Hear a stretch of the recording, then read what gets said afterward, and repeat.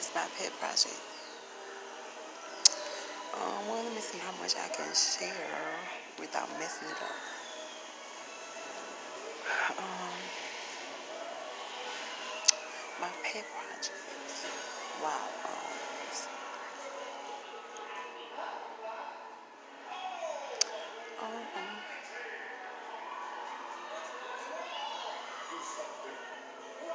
I really can't tell you nothing without messing it up. But I will tell you about my very first screenplay. I'm going to tell you about my very first screenplay. This is the very first one. When I say the very first one, the first one I wrote, I haven't sold it anything. What if somebody decides to buy it? Well, the best thing I can hope for, if I spoil it, nobody's gonna buy it. But I can probably make it myself. If I spoil it just for you. This is just for you. This is for my beautiful white African queen. Now I'm gonna tell you about my very first screenplay. I can't tell you about my pet project without spoiling it. And it's a part to me for a lot of reasons. But I will. I'm not gonna go over that right now. Now I know I'm sitting here in a dire situation, but I don't want to speak in a dire situation. I want to speak on myself that I'm a winner. I will win today. I have everything that I need, and I am wealthy. The Bible says that the Lord blesses the house of the righteous. I am blessed. My house is blessed. The Bible says wealth and riches are in the house of those who fear God. Well, Cynthia, how you fear God and you talk about, I do fear God. Anytime I'm confronted with a decision, I make the decision to do what's right. I'm just sitting here. I'm just sitting here talking. I'm just sitting here talking. Now, I need to read my Bible, I do. Because I need to conquer some things, several things. So I need to read my Bible. I need to prepare myself in several ways. So I'm not just working on earning money. I'm working on preparing myself, being more secure. Years ago, I should have purchased a home, even if it was just a condo for $40,000 or $50,000. But at the time, I wasn't thinking long term. I wasn't thinking short term. I need to own my home. I wasn't thinking that. So it's a lot of things I need to make preparation for. Now, the Bible said, with long life, you will bless me and show me yourself. I got to make preparation for retirement. I want to make preparation for that. I also want to make preparation for an inheritance for my children. Now, as far as, I don't want to get too heavy, too deep, but I can share with you my first screenplay. My first screenplay is about a man who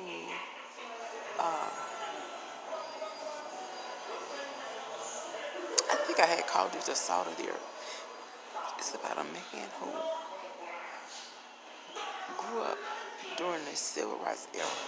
He came of age during the civil rights era. And he became a billionaire by opening a tech company. And he's called upon by the government to do some work for them. And he opened a research hub in Alabama that services the I forget how I put it, but I do a lot of research on it. But it services, I think, Tuskegee, Alabama State, 3 universities get serviced by the research hub that he has, instituted to work with the government.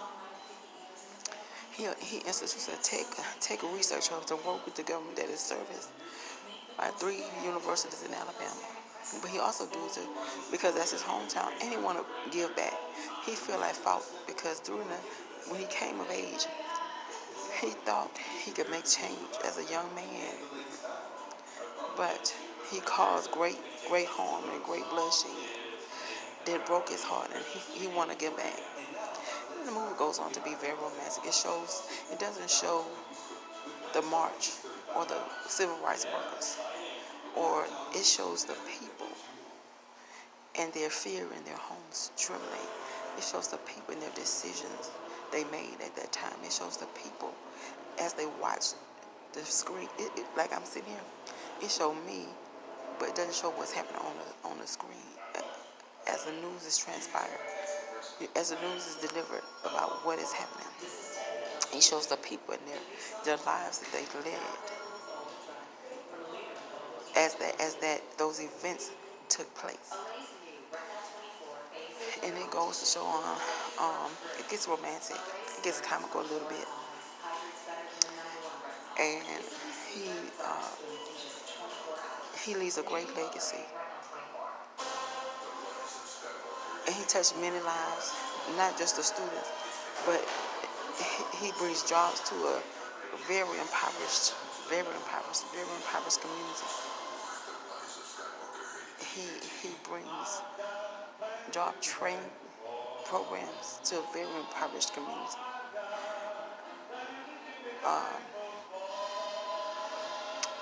So, and it ends romantic. He got a little sidekick that's into white women. You know what I'm saying? And his sidekick over time they start out as young men during the civil rights era, coming of age, and over time they grow old together, and you see his family with his sidekick family. You know, he have a very large family, extended family with the white woman that he married, and it's not gonna be about color, but I'm just trying to make him have a well-rounded character. But I thought it'd be a very fantastic period piece without actually showing the march itself, without actually showing the civil rights workers itself, but actually showing people that run for their lives from people that want to be violent. Actually showing people beginning to plan how they're going to get to work. You know what I'm saying? Actually showing people begin to say, find alternatives. You know what I'm saying? So, and show this man as somebody that grieved, that he caused pain, and he wanted to make it right, and show this man as somebody that I had joked about it, that the research hub that he instituted was called SPASMA, the space program for Alabama niggas, but niggas or somebody had said, but I definitely want to give it. You know, if I ever go forward with that screenplay, it's not giving it away nobody to buy, but I can film it myself. But I can't tell you about my pet project, but I can tell you about that one. That's my very first screenplay I wrote when I went to Atlanta, and I took a workshop at the Atlanta Writers Club, and it was free to members of the Writers Club, and I was a member of the Atlanta Writers Club at the time, which is only $50 annually. Plus, they have all kind of events that cost. You know, they have some things cost, and some don't. But that was the very first screenplay I wrote after taking that workshop. So yeah, I have, if you're interested in it. If you're interested in it, I could put it on the cloud, and you want to read it. If you want to read it, I put it on the cloud for you, and let you read it.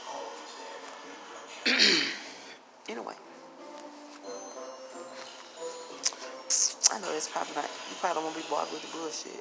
You don't want some stranger trying to contact you. So I'm not gonna expect you to, want to read it, but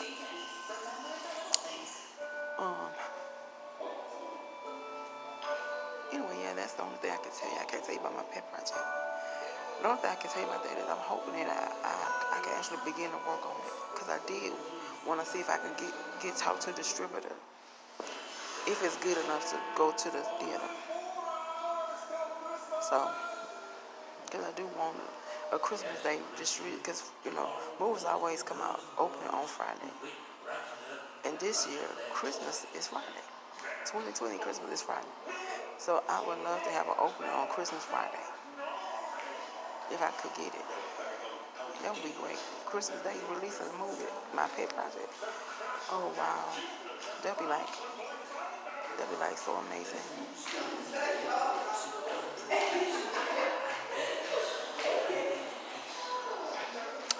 Wait, um,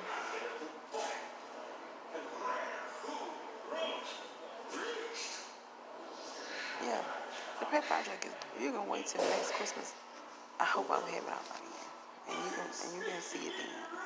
But wish me well. I wish you well. And the only thing I can say is I wanna contact the illustrator that I found locally. See if he'll help me finish these. I have 2 kids books I'm working on, and that's the only thing I haven't done, the illustration part. And then once I get that done, I'm definitely gonna begin work on my pet project, but I'm also gonna begin work on my self-care so that I can release my other book. I think this will be a great book, and I think it's will be a great book for a lot of reasons. People see it as something nasty, but it's not about sex. It's about things I've learned over time that I think I want to share. So, um, I just want to be interested. I'll put some features in it that I think will be great. For example, I'll put a written interview in it that I will also film. I will put the interview in it in print. I'm going to film it, and there'll be a link that you can go and watch the interview on YouTube. So, I'm going to put some interesting features in it, and I think it'll be really great. And I'm not going to tell you too much about it, but it's not about sex. It's not about sex. It's not about sex or nothing like that. I'll probably have a chapter on sex. But it's not about sex. So I want to finish that. Then I want to work my pet project. Then if 2020 goes fantastic with all these ideas I have, then I have a TV pilot I want to work on. And once I settle in on my TV pilot, then I begin to work on the screenplay that I have on the shelf. Whether I sell them or whether I make them myself. I would like to sell one just for the validation. Just for the validation. Than having to make it all myself. You know? I think one of them I'm going to have to sell. I'm going to have to sell.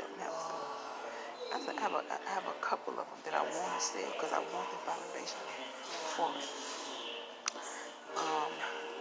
But since I'm talking online and open, I really can't share too much, but I would love to share with you one that I just know I will have to sell. I'm gonna have to sell. I'm gonna have to sell. It's like I've always wanted, and I haven't written any screenplay about this, to remake Fast Times at Ridgemont High, just a modern version of it.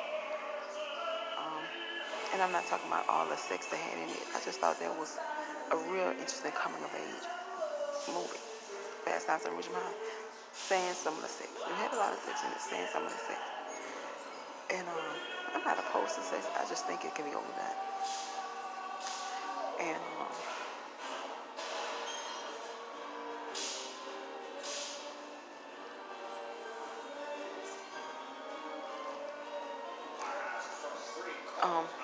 I was saying, the movie that I want to sell is a remake and have a lot of special effects, a lot of special effects. I don't know if I want to take on that, but I think it promises great revenue, and so hoping somebody will buy it. But anyway, I need to get some work. I can't see her wishing and daydreaming and hoping. So I need to just hope everything work out the next couple of weeks, and I can start, working on one thing at a time. But yeah, with that being said, I can't tell you about my pet project because I don't want to spoil it. But I guess it don't sound interesting when I tell you about my first screenplay. But you have to, as an actress, think about, ooh, Lord, you can't be serious. But anyway, you have to think about how you're going to portray those personal characters. And I think have an interesting set of characters. You know what I'm saying? Very interesting set of characters here. You know what I'm saying? Now the sidekick, he's a sidekick. He is not any. He's very supporting. He's not major. He he's not in taking up a large portion of the film. I think I have him there just for to show that they had close knit set of Caucasian friends that they grew up with and came of age with. For example, say that it's segregated in the 60s, late 50s, early 60s. It's segregated, but you have an employee who bring her child to work. Her child sit down with your child, and they're 5 or 6, and they grow up 12, 13, 14, 15. They come of age together. I'm not saying that there's something they involved, but they come of age together, right? And so they out hanging out. If they got a place to hang out in the garage where nobody can see it. They're black and whites hanging out together. You know what I'm saying? They're not the pool alleys and diners, or nothing like that, but they're hanging out. They playing pool, but in the garage. They'll listen to music, but in the garage. And they're coming of age at 17, 18, 19, coming of age. They're not involved sexually. They're friends. They're just friends. And that's why I have this sidekick as a black man interested in a white woman to show that they had intimate relationships, not sexual, intimate relationships, intimate friendships, intimate people in their lives that just happen to be Caucasian. And so even though it was during a time of segregation. So what I say is, it might not sound interesting, but if you look at the shape of the characters that would be portrayed here, and not just his sidekick, he have a love interest. He have a wife that passes on as time goes on. His wife passes on, and then he develop a love interest later on as an older man. So it's just a lot of characters. It's a lot of things I want to do with that.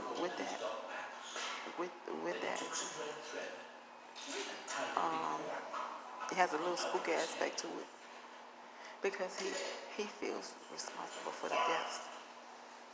So it shows him running during the civil rights time, running for his life, and there's some ghosts that run through the city of Alabama, through the state of Alabama. It's ghosts that run, but it's him. It's him. And after he made peace, they stop running. They stop running. They stop running. They stop running. The ghost stop running because it's him. It's him. He don't have peace about that mistake. He feels the blame. That could happen to almost anybody. Just life, just a horrible event, just civil rights, just racism.